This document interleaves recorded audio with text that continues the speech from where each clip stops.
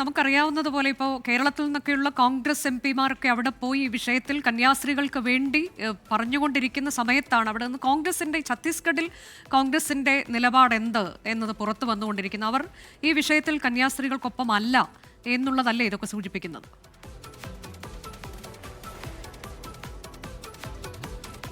അനുജ, ഈ PCC അധ്യക്ഷൻ ദീപക് ബൈജ് അദ്ദേഹം പറഞ്ഞ പല കാര്യങ്ങൾ പറഞ്ഞു. അതായത് കന്യാസ്ത്രീകളുടെ നിലവിൽ ഈ കേസ് അത് അന്യായമായിട്ടുള്ള അറസ്റ്റാണെന്നാണ് അദ്ദേഹം പറയുന്നത്. പക്ഷേ കോൺഗ്രസ് സർക്കാരിന്റെ കാലത്താണ് ഇങ്ങനെ ഒരു മതപരിവർത്തന നിരോധന നിയമം, അസമാനമായ ഒരു നിയമം പാസ്സാക്കിയത്. അതിനെ ന്യായീകരിച്ചുകൊണ്ടാണ് അദ്ദേഹം പറയുന്നത്. കാരണം ഈ BJP ആണ് ആരോപിക്കുന്നത് ഇങ്ങനെ ഒരു നിയമം കൊണ്ടുവന്നത് കോൺഗ്രസ് സർക്കാരിന്റെ കാലത്താണ്. അങ്ങനെ ചോദിച്ചപ്പോഴാണ് അദ്ദേഹം പറഞ്ഞത് അന്ന് ആ സമയത്തൊക്കെ ഛത്തീസ്ഗഡിൽ തെറ്റായ രീതിയിലുള്ള മതപരിവർത്തനങ്ങൾ നടക്കുന്നുണ്ടായിരുന്നു. അതിനെ തടയിടാൻ വേണ്ടിയിട്ടാണ് കോൺഗ്രസ് സർക്കാർ അങ്ങനെ ഒരു നിയമം പാസ്സാക്കിയത്. പക്ഷേ ഈ കന്യാസ്ത്രീകളുടെ കാര്യത്തിൽ അങ്ങനെയല്ല എന്നാണ് നമ്മൾ മനസ്സിലാക്കുന്നത്. തങ്ങളിവിടെ പ്രതിഷേധിക്കുന്നുണ്ട്. പ്രതിഷേധം പരസ്യമായിട്ടുള്ളൊരു പ്രതിഷേധമൊന്നും കോൺഗ്രസ് നടത്തുന്നില്ലല്ലോ എന്ന് ചോദിച്ചപ്പോൾ അദ്ദേഹം പറഞ്ഞത് തങ്ങൾ മാധ്യമങ്ങളിലൂടെയൊക്കെ പ്രസ്താവന ഇറക്കുന്നുണ്ട്.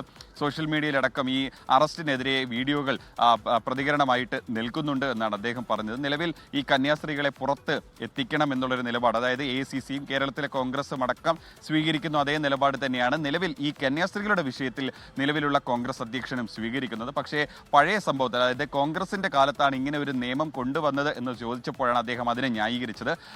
ഛത്തീസ്ഗഡിൽ ഇതുകൂടാതെ പല മതപരിവർത്തനങ്ങൾ, അത് ശരിയായിട്ടുള്ള രീതിയിലല്ലാത്ത മതപരിവർത്തന സംഭവങ്ങൾ നടക്കുന്നുണ്ട്. അത് തടയിടാൻ വേണ്ടിയിട്ടാണ് അങ്ങനെ ഒരു നിയമം കൊണ്ടുവന്നത് എന്ന് പറയുന്നുണ്ട്. പക്ഷേ നമ്മൾ ഇവിടെ കാണുന്നത് പോലെ നമ്മൾ ഈ മാധ്യമങ്ങളടക്കമുള്ളവർ ഇവിടെയുണ്ട്. ഈ ദുർഗ് സെൻട്രൽ ജയിലിന്റെ പരിസരത്തും ഈ റായ്പൂരിലും അടക്കം നമ്മൾ യാത്ര ചെയ്യുന്നുണ്ട്. പക്ഷേ ഈ ഭാഗത്തൊന്നും കോൺഗ്രസിന്റെ ഒരു പ്രതിഷേധമോ ഒന്നും നമ്മൾ കണ്ടില്ല. കഴിഞ്ഞ ദിവസം ഈ സെഷൻസ് കോടതി വളപ്പിൽ നമ്മൾ കണ്ടതാണ് ബജ്രംഗ് ദൾ പ്രവർത്തകർ എത്രത്തോളം അവിടെ എത്തി മുദ്രാവാക്യം വിളിച്ച് പ്രകടനം നടത്തിയെന്ന്. പക്ഷേ കോൺഗ്രസിന്റെ പ്രവർത്തകരെയൊന്നും അവിടെ നമ്മൾ കണ്ടതില്ല. നിലവിൽ കേരളത്തിലുള്ള നേതാക്കളാണ് ഇവിടെ നിയമോപദേശം അടക്കമുള്ള കാര്യങ്ങൾ ഏകോപിപ്പിക്കുന്നത്. അതെ, അതിനിടെ ഇപ്പോൾ വരുന്നൊരു പ്രധാനപ്പെട്ട വാർത്ത, രാജീവ് ചന്ദ്രശേഖർ ഇന്ന് ഉച്ചയ്ക്ക് ശേഷം വീണ്ടും ഡൽഹിയിലേക്ക് പോകും. അദ്ദേഹം അവിടെ അമിത്ഷായുമായി വീണ്ടും കൂടിക്കാഴ്ച നടത്തും എന്നൊക്കെയുള്ള വാർത്തയാണ് വരുന്നത്. അദ്ദേഹം നേരത്തെ മാധ്യമങ്ങളോട് സംസാരിക്കുമ്പോൾ പറഞ്ഞത് ഉറപ്പ് കിട്ടിയിട്ടുണ്ട്, ഛത്തീസ്ഗഡ് സർക്കാർ ജാമ്യാപേക്ഷ എതിർക്കില്ല എന്നതാണ്. വീണ്ടും അദ്ദേഹം അമിത്ഷായുമായി കൂടിക്കാഴ്ച നടത്താൻ പോവുകയാണ്. നാളെ ആ കൂടിക്കാഴ്ച ഉണ്ടാകും എന്നതാണ് ഇപ്പോൾ നമുക്ക് അറിയാൻ കഴിഞ്ഞിട്ടുള്ളത്. ലോകത്തെവിടെയായാലും ഏത് സമയത്തും 24 വാർത്തകളും ഓഗ്മെന്റഡ് റിയാലിറ്റി പാക്കേജുകളും എക്സ്പ്ലെയിനറുകളും വിശദമായി കാണാൻ ഞങ്ങളുടെ YouTube ചാനൽ നിങ്ങൾക്ക് സബ്സ്ക്രൈബ് ചെയ്യാം.